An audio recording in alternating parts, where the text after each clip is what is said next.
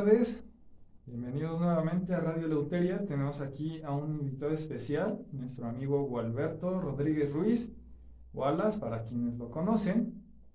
Y pues bien, el tema de hoy, repitiendo lo del bloque anterior, es el análisis de este libro, La deshumanización del arte, de don José Ortega y Gasset, un filósofo español de principios del siglo XX, liberal, como debe de ser. Invito a nuestros radioescuchas de Radio Eleuteria a suscribirse a nuestro canal de YouTube, en donde pueden revisar este libro que estoy mostrando. Y pues bien, el día de hoy, que es realmente 8 de diciembre, estamos celebrando el nacimiento de Jim Morrison, el vocalista de los Doors. Estamos también celebrando la muerte de John Lennon, un 8 de diciembre también lo mataron. Y también celebramos el nacimiento de Georges Méliès, el cineasta e ilusionista francés, que también nació un 8 de diciembre. Y bien, también invito a las personas que nos escuchan, a nuestros amigos radioescuchas y a nuestros suscriptores en nuestro canal de YouTube, a que si tienen alguna duda, algún comentario, algún insulto incluso, lo hagan directamente. Aquí todos los comentarios, insultos y sugerencias son tomados en cuenta. Y pues bien, dando paso a lo que es la deshumanización del arte de don José Ortega y Gasset, voy a dar unos primeros planteamientos de esta obra, porque esta obra realmente, La deshumanización del arte de Ortega y Gasset, es una defensa a las nuevas producciones de arte contemporáneo que surgieron a mediados del siglo XX y que don José Ortega y Gasset defendía. Él principalmente inicia su análisis diciendo que los efectos sociales del arte no son cualidades estéticas, que el arte se debe de analizar estéticamente, no socialmente. Él incluso utiliza una metáfora en la que dice que tomar el arte por lo social es como tomar la sombra por el hombre. Es decir, es una confusión que se da. El arte debe de ser apreciado estéticamente, no socialmente y no de manera práctica. Otro de los aspectos que menciona don José Ortega y Gasset es que el arte nuevo es esencialmente impopular, y yo creo que aquí vas a tener algunos argumentos en contra, Wallace, porque lo que decía don José Ortega y Gasset es que el arte contemporáneo, el que surgió en su tiempo, por ejemplo los poemas de Mallarmé, las obras de teatro de Luigi Pirandello, o las de Beckett, o las películas de Luis Buñuel o Bergman, o la música de John Cash, las pinturas de Picasso, es un arte que es esencialmente impopular, no que sea accidental, sino esencial, porque la esencia del arte contemporáneo, de acuerdo a don José Ortega y Gasset, es que divide, polariza al público, porque existe un público que entiende, es decir, que comprende el arte contemporáneo, y otra persona, que es otro sector, que es la mayoría, que él le llama las masas, no comprenden el arte contemporáneo. Bueno, este es un primer argumento que él plantea. Dice que las características esenciales del arte contemporáneo es polarizar, dividir al público, que existe una gran mayoría, que son los que comprenden la obra, y otros no. ¿En qué consiste comprender la obra contemporánea? De acuerdo a don José Ortega y Gasset, es que la diferencia, él plantea más o menos de manera tajante que existe un arte romántico y un arte naturalista, que siempre aspiran al realismo, es decir, representar la naturaleza en su esencia, es decir, representar en la obra artística, lo ya habitual.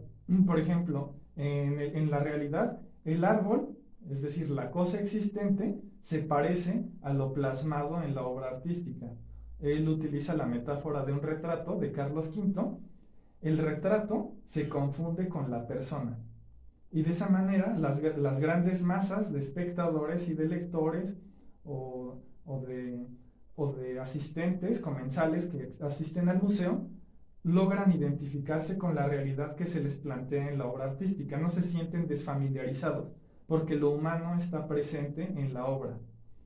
En cambio, en la obra de arte nueva, en la obra de arte contemporánea, no se plasma la realidad tal cual es. Lo que se plasma es la idea de una realidad, pero deshumanizada, porque ya lo humano ya no se representa en sí mismo, con todas sus cualidades y formas que no son habituales, sino que en el arte contemporáneo no se refleja la cosa, sino la idea de la cosa. En otras palabras, la metáfora.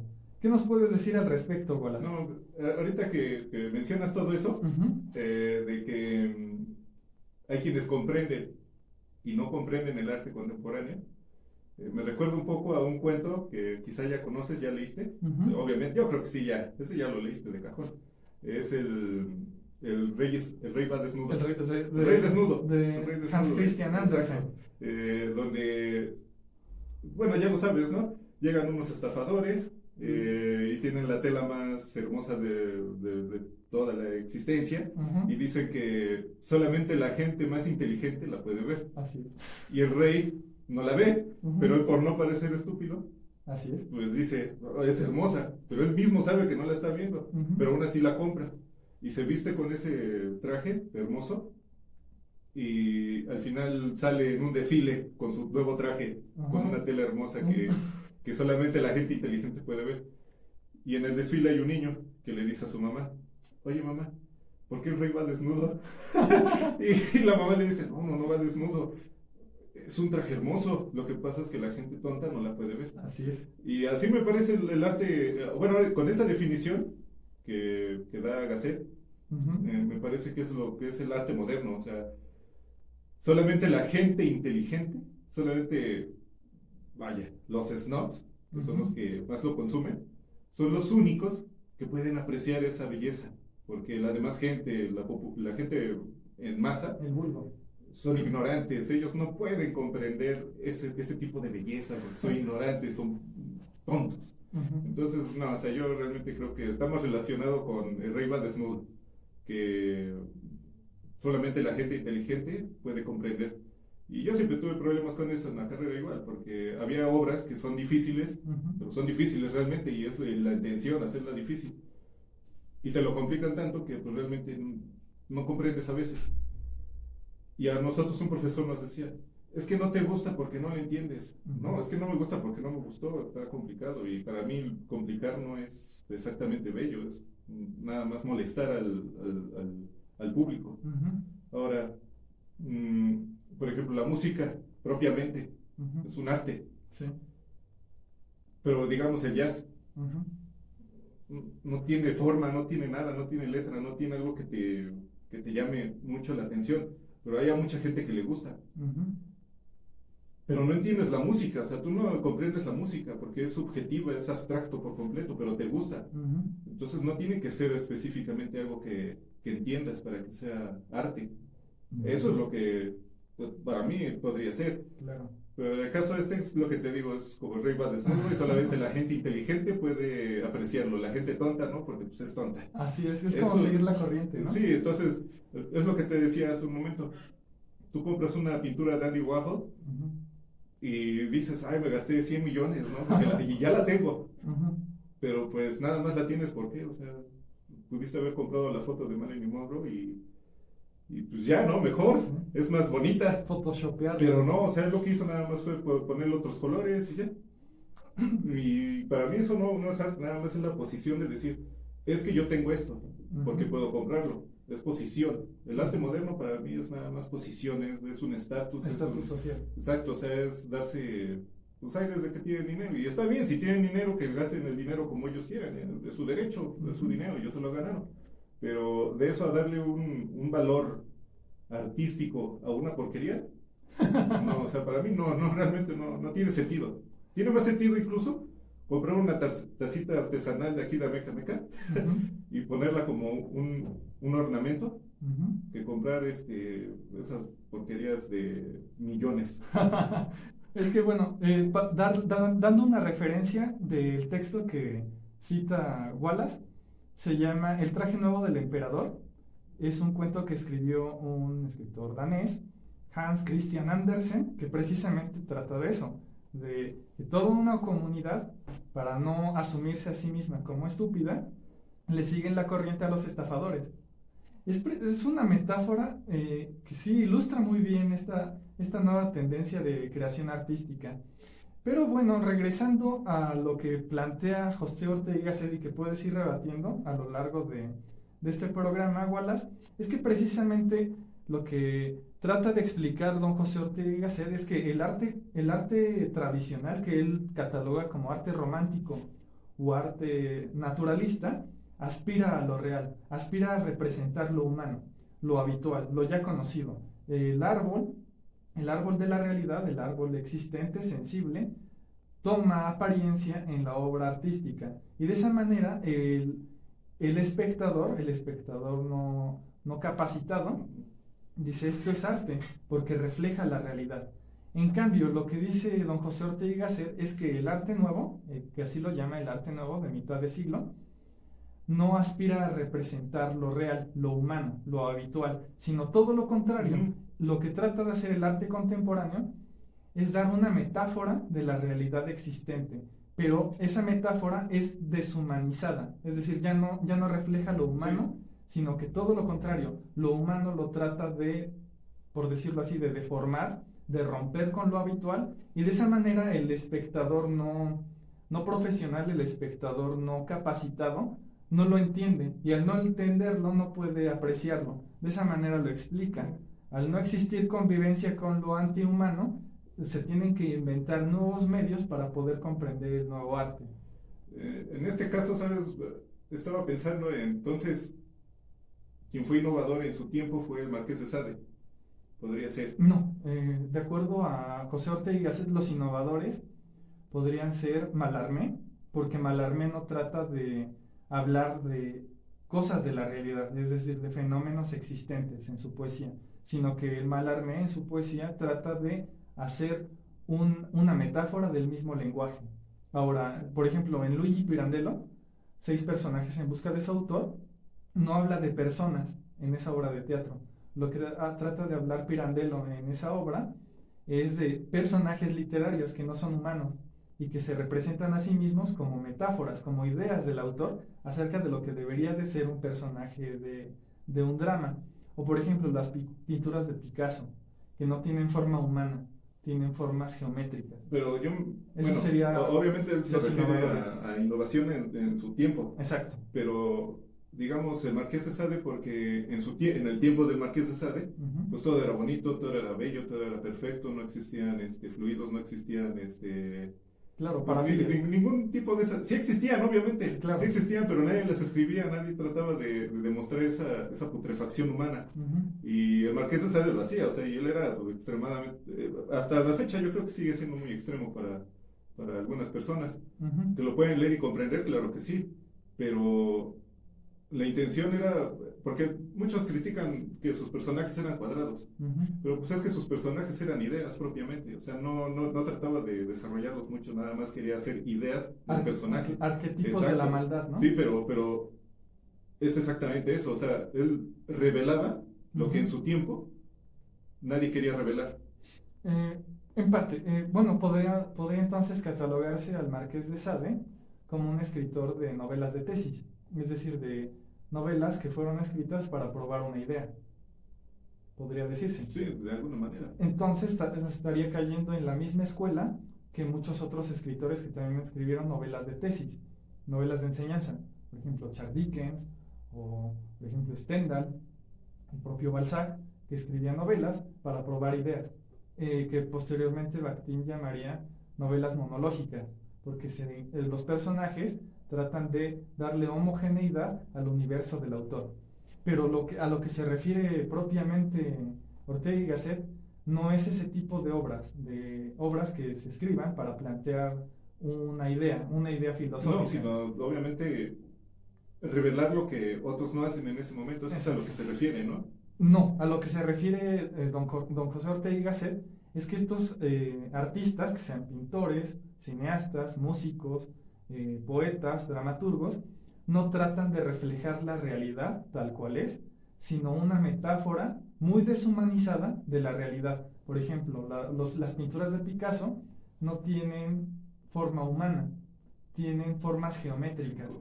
O los personajes de Luigi Pirandello no tratan de asumirse a sí mismo como personas de la vida real, sino como ideas de lo que debería de ser un personaje dramático.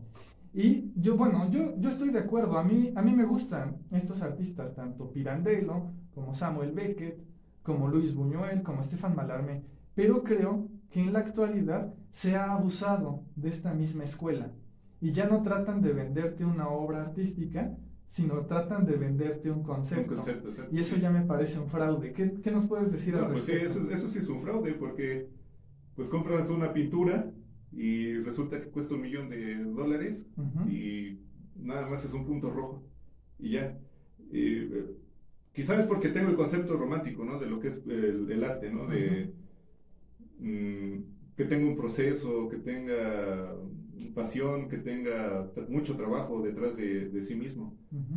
Y pues ahora ya no lo tiene, ahora ya nada más es la intención de, pues eso cuesta y me lo tienes que comprar. Ahora, siendo honestos, muchas veces se cree que, y yo también lo creo, que el hecho de que cuesten eso y el hecho de que ahora ya no se quiera trabajar o no se quiera tener un proceso arduo y laborioso detrás de esa obra de arte es más por lavado de dinero o hacerse fama y conseguir dinero nada más, de la forma más sencilla. ¿Nos puedes explicar eso? Mm, Un poquito más detallado. más que nada hacerse fama a sí mismo, porque pues si eres un don nadie que está haciendo obras bonitas pero al final nadie te compra, pues no existe ese gancho a una sociedad, o sea, dicen, pues está bonito y ya, y lo vemos mucho. Hay gente que es muy talentosa, pero pues no simplemente no tiene éxito. Y como vivimos en este mundo así moderno, donde hacer tonterías es lo que te da dinero. Es lucrativo. Sí, exacto, entonces se hace una noticia, tal persona vendió popó enlatada en 10 millones de pesos porque es artista. De Manzani. Quizá no lo vendió él, quizá realmente nadie lo compró, pero la noticia está y entonces en base en eso, ya ellos ya tienen el gancho de la gente y empiezan a investigar sobre la persona y empiezan a decir, no, pues su obra es fea, pero él es artista, entonces quizá podamos comprarle. De esa forma es como darse fama y por lo que hacen porquerías, tonterías y al final pues no. Y de lo del lavado de dinero sí tiene sentido. Ahí sí tiene sentido porque pueden inflar el precio de una obra y darla a no sé cuántos millones de dólares. Sí, al final investiga quiénes son los que compran las obras y el 99% de las veces siempre va a aparecer comprador anónimo. Así es. Porque realmente nadie lo compró, o sea, nada más fue como una forma de... Como el arte no se investiga, el dinero que se recibe del arte no se investiga, pues pudo haber sido cualquier persona, ¿no? Un narcotraficante, un político, lo que sea, para lavar el dinero y que nadie busque o investigue ese dinero o la procedencia, vaya. Eso es a lo que... Y el arte no puede ser cuantificado económicamente, o sea, una persona puede pedir cualquier cantidad de dinero por una obra y tú ¿cómo puedes cuantificar una obra? Por el trabajo que se le invierte a la manera marxista, no se puede, porque el arte es subjetivo, entonces se valora subjetivamente. De esa manera dicen, bueno, puede valer 10 millones de euros porque es arte y la forma de valorar el arte es completamente subjetiva y puede ser cualquier cantidad. Ahora, quiero mencionar algo que es incluso hasta gracioso, que estuve investigando últimamente. Existe un museo en Dinamarca, que es el Museo Kunsten de Aalborg, en donde se le encargó a un artista local de Dinamarca, llamado Jens Hanning, que creara una obra plástica, una pintura, y se le dio por adelantado 85.000 euros en efectivo para que entregara esa obra al Museo Kunsten de Aalborg. Y este hombre, Jens Hanning, fue un hacker, porque lo que él hizo fue entregar un lienzo en blanco y el título del lienzo se llama Toma el dinero y huye. Y bueno, le dijeron, es que me entregaste un lienzo en blanco, ¿cómo es posible? Nosotros te pagamos 85.000 euros para que entregaras una obra de arte y das un lienzo en blanco. Y dice, es que tomar los 85.000 euros y gastármelos es parte de la obra, porque el acto de tomar el dinero y gastármelo es un performance, por lo tanto está dentro de la obra. Sí, está dentro del nombre, del título mismo. Exacto. Huye. Toma el dinero y huye. Y esos son los artistas contemporáneos, quizá no todos, porque yo por ejemplo podría decirte que una vez fui al Museo de Arte Moderno de Chapultepec, que está bueno en esa zona. ¿El tamaño? Y sí vi obras bonitas, o sea, vi muchos bocetos de arquitectura Y pues, estaban hermosos, la verdad, o sea, eran bellos. Ahora, yo no sé si lo hicieron a mano o a computadora, eso sí ya no sé, pero creo que el soporte no es tan importante ahí, porque al final sí era algo bello. También lo que era bello era la cristalería. Ya. Y quizá la cristalería pues entra dentro de las artes plásticas, me imagino. Sí, claro. Pero por el hecho de estar en ese museo no significa que ya no tenía el valor para mí. O sea, realmente lo tenía. Lo que sí me causó extrañeza, y yo creo que es un chiste que mucho se cuenta, pero a mí sí me pasó, es de las sillas. Porque yo ya tenía los pies cansados y ya me quería sentar, y entonces yo dije, bueno, me voy a sentar. Pero le pregunté a un policía, oiga, ¿me puedo sentar en alguna de estas sillas? Y se me quedó viendo raro el policía, ¿no? Que pues, dice, pues, sí, ¿no? Me dijo, sí. Le digo, no, es que mire, le pregunto, porque vaya a ser una obra de arte y luego me vayan a cobrar 10 millones de pesos y yo no traigo 10 millones. Exacto. Y me dijo el policía, no, mira, y me señaló. Esas sillas que están sobre ese aparador, esas sí son arte. Y en verdad había unas sillas, eran de las Olimpiadas del 85, 80, bueno, de las que fueron aquí en México. Y nada más porque se sentó alguien ahí, las agarraron y las pusieron en el Museo de Arte Moderno, ya eso es arte. Y bueno, eso ya es más una idea. Así es. El arte en ese momento ya era más la idea, un concepto, una metáfora exacto, que la silla propiamente. La silla no era el arte, lo que era todo lo que había detrás de esa silla. Y pues sí se me hizo realmente tonto. Claro. Para mí se me hizo tonto, no sé si alguien las iba a comprar, ahí sí no tengo idea. Pero pues no, o sea, era ridículo que un concepto fuera de la silla fuese arte, o sea, que lo que es externo a la silla fuese arte. No sé, si la silla hubiera sido de una sola pieza, con diseños bonitos, no sé, bueno, podría considerarlo de alguna manera arte, pero si nada más es la silla y el concepto que está detrás de la silla o fuera de la silla o sobre la silla, es el arte, para mí no tiene sentido, no tiene valor. Claro, de hecho hay un cuento de Enrique Serna que se llama El hombre con el minotauro en el pecho, que se da más o menos ese tipo de estafas, pero es el lado contrario, es ya cuando un artista legitimado ante todo el mundo solamente firma algo, hace un dibujo de algo y ya por eso tiene valor. Es lo que decía Dalí, creo, ¿no? Así que es. ya hacían pinturas en serie y él ya nada más las firmaba y ya decía, ya, eso es arte, claro, eso es arte. Claro. Y a eso, Enrique Serna, porque él escribe en Milenio, me parece, tiene una columna en Milenio, eso le llama a las personas que hacen eso mercenarios del arte, porque ya no te están vendiendo una obra bien hecha, que puede evocar valores estéticos, o que cumple con este parámetro kantiano de que lo bello place universalmente sin necesidad de concepto, porque el arte para Kant es precisamente eso, aquello que place sin necesidad de concepto. En la actualidad es todo lo contrario. Te venden el concepto, no te venden aquel objeto que te evoca ese mismo goce que puede ser universal. Es totalmente lo contrario. Y antes de ir al bloque, quiero mencionar igual algunos temas y algunas anécdotas que se han dado, por ejemplo, en el CENART, en el Centro Nacional de las Artes, en donde esto incluso lo dice Avelina Lesper, no sé si lo escuchaste tú también, de que dice que muchos de los exámenes que se realizan en el CENART, en el Centro Nacional de las Artes, son completamente absurdos. Por ejemplo, el hecho de que una chica apruebe el examen orinándose enfrente de todos, porque es un performance. Es decir, ese tipo de abusos.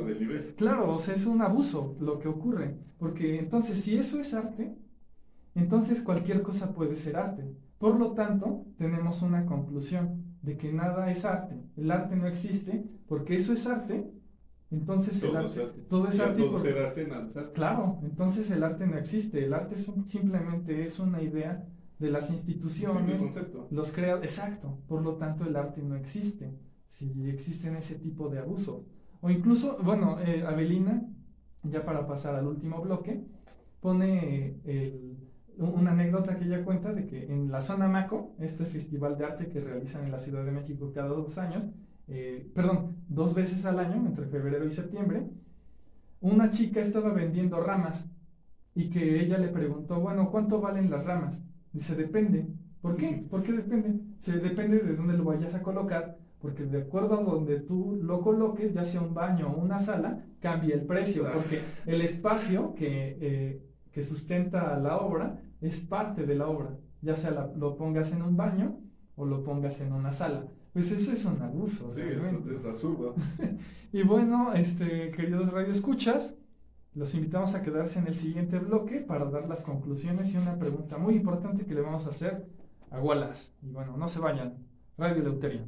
Muchas gracias por continuar en Radio Eleuteria. Y pues bien, nuestra última pregunta de este último bloque, ya para concluir, es precisamente esa diferencia que realiza Kant en la crítica del juicio con respecto a un sabio de un genio, de que el sabio puede explicarle a alguien paso por paso cómo es que llegó a esta idea. Por ejemplo, Newton puede explicar paso por paso cómo es que llegó a la idea de la gravedad. En cambio, no es lo mismo, no aplica lo mismo con un genio. Un genio, por ejemplo, no sé, Beethoven, se le puede preguntar cómo es que lograste crear la novena sinfonía. Él no te va a decir cómo, él solamente va a contestar, no lo sé, simplemente me surgió y no te tengo una respuesta a cómo es que yo pude crear la novena sinfonía, porque fue un acto del espíritu, según Kant. Esa es la diferencia entre un sabio y un genio. El genio no le puede explicar a los demás cómo hacer una obra de arte similar, sino que la misma obra habla por sí misma y forma una escuela artística. Ahora, la pregunta es esta. Por ejemplo, tenemos instituciones como la SOGEM, que ofrece talleres para creación literaria, o tenemos instituciones como el CENAR, el Centro Nacional de las Artes, en donde se ofrecen licenciaturas para artes plásticas o performance. Ahora, con el simple hecho de pertenecer a una institución, tomar un taller o una licenciatura, ya por ese motivo, ¿tú ya puedes ser considerado un artista, Wallace? No, ¿Por qué? no, en definitiva, no, o sea, el trabajo y el esfuerzo sí te puede llegar a ser un artista, pero no un curso de 2 días. No. Ahora, si Eso tienes sí. el talento, sin haber tomado el curso, puedes sí, serlo. Claro, Rulfo. Exacto, o sea, exacto, es el mejor ejemplo. Sí. Pero hablando de las instituciones que crean artistas, a veces es más por tener matrícula, por tener gente y por justificar al gobierno. ¿Sabes qué? Estoy formando artistas. Ya este año formé 10,000 artistas. Sígueme dando subsidios, sígueme dando fondos. Entonces realmente nada más lo hacen por eso. O sea, no es... A ellos no les interesa lo más mínimo cuando salen de las instalaciones los supuestos artistas, porque ya, bueno, tú ya eres artista, pero pues a ver, arréglatelas, ¿no? O sea, ya es tu problema. Pero, pues no, o sea, el hecho de estar ahí no te hace artista. Es el esfuerzo o la suerte, o el talento que hayas tenido. Claro, es que yo incluso estaría en contra de las instituciones que te prometen convertirte en un escritor, en un pintor, en un escultor, porque realmente el arte no es una producción de objetos. O sea, un empresario sí crea mercancías, las comercializa y las produce en serie. En cambio, el artista, o más exactamente el arte, surge a partir de un acto de libertad humana. Por lo tanto, el arte no tiene un método. El arte precisamente es eso, un acto de libertad humana, y el arte no tiene una fórmula para crear sus objetos. Su belleza propia. Claro, o sea, es algo que es irrepetible a lo largo de la historia. Ahora, esto es un comentario del mismo Ortega y Gasset, que dice que un científico, es decir, un hombre de ideas, sí puede ser superado. Por ejemplo, Platón puede ser superado por el mismo Aristóteles. Es decir, bueno, no existen ideas innatas. Lo único que existe es la realidad misma, y aquí en la realidad nombramos a los objetos. Esa es una forma de superar a un hombre de ideas. En cambio, un artista no puede ser superado. Lo que trata de decir Ortega y Gasset es que el arte no es integral. No hay ni mejores ni el mejor pintor. Es un comentario que él dice. Es tan tonto decir que Velázquez es el mejor pintor de España, porque porque es el peor cubista. No, y aparte no existe una forma de medir el arte. Claro, exacto. Hay una forma que sí es lo que plantea Kant, que el arte bello sí tiene una regla, que debe de placer es decir, debe de evocar un goce a través de la reflexión y que ese goce debe de ser universal, sin concepto, cosa que ya no se realiza en el arte contemporáneo. Pero bueno, se nos acabó el tiempo. Nuevamente los invito a sintonizar Radio Eleuteria el siguiente miércoles de 7 a 8 de la noche a través de la Voladora Radio. Agradezco mucho a Rocío Castillo realizando ese trabajo detrás de cabina. Muchísimas gracias, Rocío. Agradezco mucho a nuestro amigo Wallace Rodríguez Ruiz, artista local y montañés de profesión. Y sobre todo agradezco a usted, amigo Radio Escucha. Y vuelvo a repetir las efemérides del día de hoy, no hay por qué olvidarlas. Hoy nació Jim Morrison en 1943. Hoy murió también John Lennon, hoy lo mataron. Y también hoy nació Georges Méliès, el cineasta e ilusionista francés. De esa manera, hacemos un pequeño homenaje al arte contemporáneo. Y bueno, muchas gracias. Radio Eleuteria, viva la libertad y la verdad. Hasta luego.